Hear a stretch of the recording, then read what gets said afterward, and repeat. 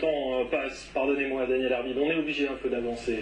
En temps de guerre, les mots et les images, vous le savez très bien, sont importants plus que jamais, car informer, c'est faire des choix. Journalistes allemands et français, par exemple, couvrent-ils de la même façon le conflit?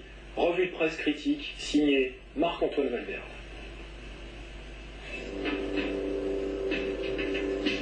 Revue de presse, revue de guerre, du sang et des larmes à la une.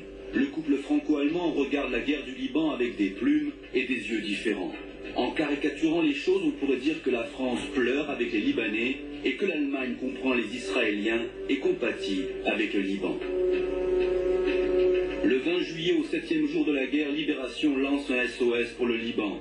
Parle d'un désastre humanitaire en précisant que les populations du Sud sont prises au piège de la guerre entre Israël et le Hezbollah.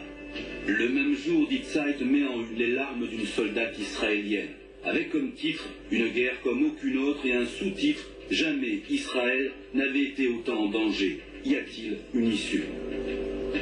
Au début du conflit, les presses se ressemblent. Des deux côtés du Rhin, on justifie l'intervention israélienne par le kidnapping des 2 soldats israéliens. Les photos sont les mêmes, mais Libé titre en page intérieure « Israël punit le Liban pour enlèvement ». Un signe car très vite, Français et Allemands vont se séparer.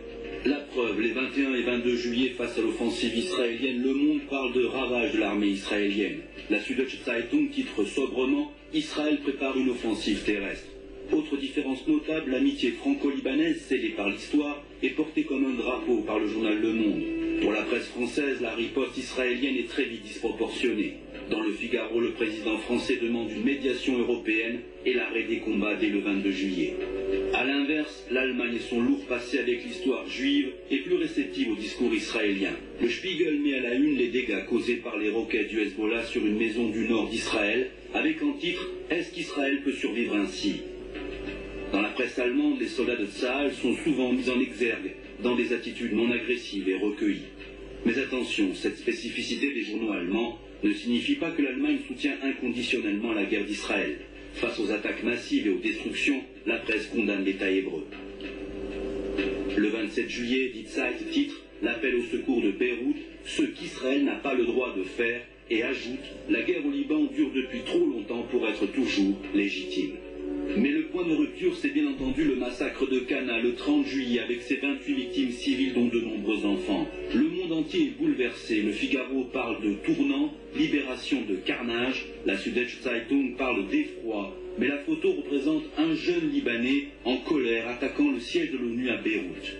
Le magazine Stern est plus virulent. Il publie une photo choc de l'événement et se demande en couverture ce qui rend Israël aussi agressif. Enfin, l'unité franco-allemande de la presse se fait autour du Hezbollah. À quelques nuances près, l'opinion sur le mouvement chiite libanais est la même. Hassan Nasrallah et ses hommes sont dépeints comme de dangereux terroristes liés à l'Iran et à la Syrie. Pourtant, dans certains journaux arabes et surtout iraniens, le Hezbollah et son chef sont présentés comme des résistants.